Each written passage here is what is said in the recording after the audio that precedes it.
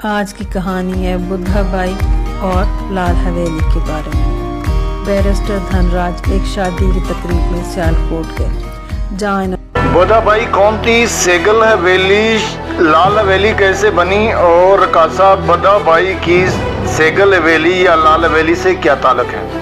راولپنڈی کے بوڑ بازار سے گزر ہو تو لال حویلی پر نگاہیں ضرور ٹکتی ہیں، جسے شہر کی پہچان کہا جاتا ہے۔ حویلی کے سامنے برسوں سے مقیم چاچا صادق کہتے ہیں کہ کبھی رات کے اندھیروں میں یہاں حسن و جمال کے مداح سراؤں کی بھیڑ لگا کرتی تھی، سر اور تال کی محفلیں سجتی تھی، اب یہاں سیاسی شطرنج کی بساط سجتی۔ لال رنگ میں رنگی یہ عمارت کس نے بنوائی، شیخ رشید احمد صاحب کے پاس کب سے ہیں، اور راولپنڈی کے باقی عمارتوں سے قدرے مختلف اس رہائش گاہ کی تاریخ کیا ہے؟ یہ وہ سوال تھے جن کے جواب ڈھونڈتے ڈھونڈتے ہمیں بوڑ بازار پہنچنا پڑا۔ حویلی کے آس پاس دکانوں کے تڑوں پر بیٹھے بزرگوں سے حویلی سے جڑی داستانیں سن کر قدم محکمہ اوقاف کی جانب بڑھتے چلے گئے، جہاں موجود اہلکاروں نے کچھ کاغذات الٹ پلٹ کر بتایا کہ حویلی کے کچھ حصے ہیں جن میں مندر بھی شامل ہے، محکمہ کے پاس ہیں، جبکہ ایک حصہ ہے وہ شیخ رشید صاحب کا ہے۔ واضح ہے کہ کچھ دن پہلے راولپنڈی کے متروکہ وقف املاک نے لال حویلی کے 4 یونٹ سیل کر دیے تھے۔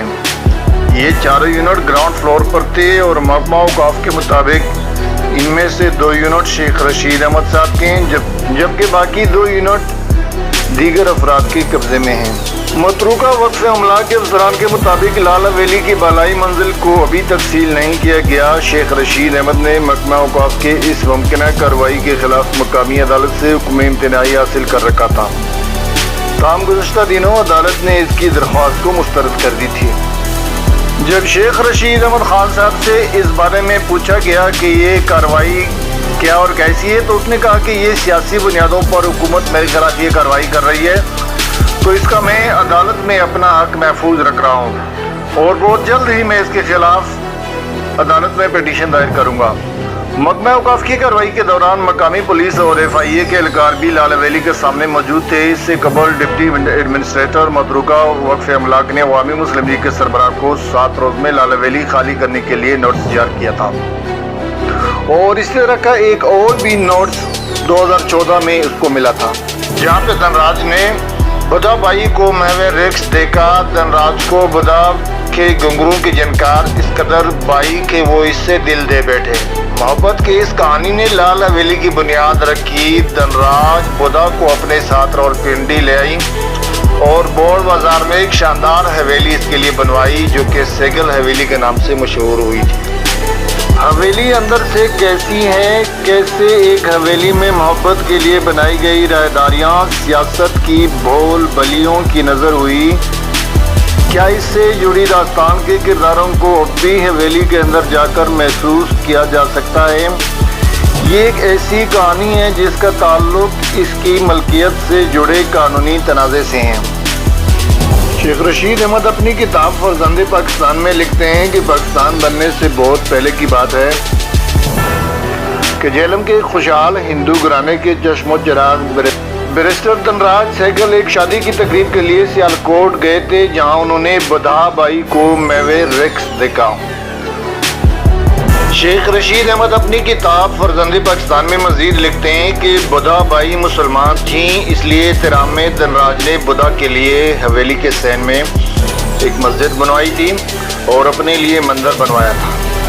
دونوں اپنی اپنی عبادت گاہوں میں بنا کسی خوف کے عبادت کیا کرتے تھے، مگر آج اسی مندر، مسجد اور حویلی کے درمیان کئی گھرائل ہیں۔ آس پاس کے پرانے مکین بشمول چاچا صادق، چاچا امین اور چاچا رحمت بتاتے ہیں کہ حویلی میں آنے کے بعد بدھا صوم و صلات کی پابند ہو گئی تھی۔ آہستہ آہستہ گانا سیکھنے والوں کی تعداد کم ہو کر بدھا بائی سے اسلامی درس لینے والوں کی تعداد بڑھ گئی تھی۔ فرزند پاکستان کے کچھ اوراق بتاتے ہیں کہ بٹوارا ہوا تو دھن راج نے حویلی بدھا بائی کو سونپی اور وہ خود خاندان سمیت انڈیا چلے گئے۔ بدھا یہاں اکیلی رہ گئی تھی۔ ادھر عدالت نے اس حویلی کو متروکہ ملکیت قرار دے دیا تھا، جس کے بعد حویلی کے 20ویں حصے میں صرف وہی حصہ بدھا بائی کو مل سکا जो आज लाल हवेली कहलाता है। अदालत में बुधा बाई से जज ने कहा कि वो बयान दे दे कि वो हिंदू हो चुकी हैं या धनराज मुसलमान हो चुके थे। इस दौरान 2 बार अदालत की समाअत मुलतवी हुई कि बुधा को ये बयान देने पर कायल किया जाए और पूरी हवेली सिर्फ इन्हीं के हिस्से में आए, मगर इसने अदालत में कहा कि we have shared everything except religion, यानी मज़हब के सिवा हमने सब कुछ बांटा लेकिन मज़हब को नहीं बांटा है। हवेली का बड़ा हिस्सा इनसे छिन गया। बोर्ड बाजार की छोटी बड़ी दुकानें और गलियां भी किसी ज़माने में इमारत के सहन का हिस्सा। चाचा रहमत बताते हैं कि मोहब्बत और हवेली की तकसीम जब हुई तो मोहब्बत और हवेली को कुछ हो ना हो लेकिन बुधा बाई कुछ हो गई थी, क्योंकि वो इस मोहब्बत की जुदाई पे करची करची हो गई थी। मोहब्बत दौर और निशानी तकसीम हुई तो बुधा का वजूद भी बिखर गया। शेख रशीद अहमद बताते हैं इस हवेली में चोरी की गर्ज से आए हुए चोरों ने उनके जवान साल भाई को भी कत्ल किया था। तरह तरह के लोग इन्हें अकेला पाकर हवेली में झांकते। लोग समझते थे कि वो बहुत अमीर खातून हैं जिनके पास सोने चांदी के ज़ेवरात होंगे, मगर दामन में अधूरी मोहब्बत और इसकी मुनकसिम निशानी के सिवा कुछ न थी। एक रात बुधा बाई सेगल हवेली छोड़ गई और कभी न लौटी। वो कहाँ गई, क्यों गई, कैसे गई, कोई नहीं जानता, मगर दोबारा सेगल हवेली में इन्हें किसी ने भी नहीं देखा। फिर सालों साल ये हवेली वीरान पड़ी रही, क्योंकि खौफ के मारे इसके कोई खरीदार सामने नहीं आता था। हवेली के बिल्कुल साथ वाले मकान के मकीन यास्मीन सुनाती हैं कि वो वक्त भी आया जब सेगल हवेली को लोग जिन्हों की हवेली कहने लगी थी। किसी को यहाँ बजती पायल सुनाई देती तो किसी को बुधा के केके। शेख रशीद साहब हवेली खरीदने के हवाले से बताते हैं कि काफ़ी अरसा गुमनामी में रहने वाली सेगल हवेली को कश्मीर से आए एक ख़ानदान ने 2,18,000 में ख़रीदा। इस खरीदने वाले ने शेख रशीद को 5.5 लाख में हवेली बेच दी। यूँ सेगल हवेली कोड़ियों के भाव बिकती बिकती लाल हवेली बन गई। वो हवेली जो पहले सेगल हवेली मशहूर थी अब लाल हवेली हो गई, लेकिन लाल हवेली में सेगल हवेली के बनिस्बत यानी घुंघरू बजने की बजाय यहाँ पे सियासत के सुर और ताल बजने लगे। हवेली को शेख रशीद ने सियासी सरगर्मियों का मरकज़ बना दिया। कई मुमताज़ सियासतदानों को दावत सुखन देने वाली बालकोनी भी तवज्जो का मरकज़ रही। इस बालकोनी में नवाबजादा नसरुल्लाह खान, नवाज शरीफ और अल्ताफ़ हुसैन जैसे सियासतदानों ने भी अवामी इज्तिमात से खिताब किया था। शेख रशीद ने हवेली के तज़य्युन और आराइश में लाल रंग की कश्मीरी लकड़ी का इस्तेमाल किया। नए रंग रूप में ढालने के बाद इससे नाम भी नया दिया गया, यानी लाल हवेली। ये नाम भी शेख रशीद अहमद का ही दिया गया है और हवेली पर इस नाम की तख्ती भी सन 80 की दहाई में लगाई गई थी। यूँ बुधा बाई की सेगल हवेली शेख रशीद की लाल हवेली बन गई। शेख रशीद साहब ये बताते हुए जज्बाती भी दिखाई दिए कि बुधा बाई का डांस घर आज भी मौजूद है, जबकि वो 2 कमरे जिनमें वो रहा करती थी इन पर पुराने कुफल पड़े। शेख रशीद साहब ने बुधा का बेड, जिस पर अदालत में दिया जाने वाला बयान करना है, अपने कमरे में सजा रखा है। शेख रशीद ने अपनी किताब फर्जंदे पाकिस्तान में लिखा कि एक बार कश्मीर से एक अफसर हवेली देखने आया।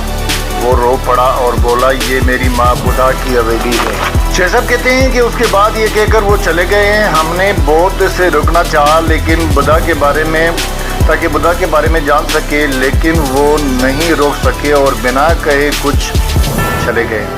बुधा के लिए बनवाई गई मस्जिद अब बाजार की रिहायशों के लिए इस्तेमाल में, जबकि मंदिर की हालत मखदूश तरह, जिसका कोई वाली वारिस नहीं है। शेख साहब की लाल हवेली को अब जुज़वी तौर पर सील कर दिया गया है, लेकिन वो अपनी निजी और सियासी महफिलों में एक जुमला अक्सर कहा करते थे कि अगर मुझे चॉइस मिले कि ज़िंदगी या लाल हवेली तो मैं लाल हवेली को चुन लूँगा। तो जी मेरे प्यारे प्यारे नाजरीन और सामीन, कैसी लगी आज की ये तारीख़ी मालूमाती व्लॉग जो कि सेगल हवेली और मौजूदा शेख की लाल हवेली के बारे में थी। अगर आपको पसंद आई है तो कमेंट सेक्शन में अपनी अपनी राय का ज़रूर इज़हार कीजिएगा ताकि मेरी भी हौसला अफजाई हो सके और आपके लिए भी ऐसी तारीख़ी व्लॉग लाता रहूँगा। चैनल को सब्सक्राइब करना मत भूलिएगा और हाँ, अगली वीडियोज़ की नोटिफिकेशन ऑन रखने के लिए बेल आइकन को भी ज़रूर प्रेस कीजिएगा। اگلی ولاگ تک زندگی کی شرط پہ مجھے اجازت دیجیے گا، اور تب تک اپنا بھی بہت سارا خیال رکھیے گا۔ فی امان اللہ۔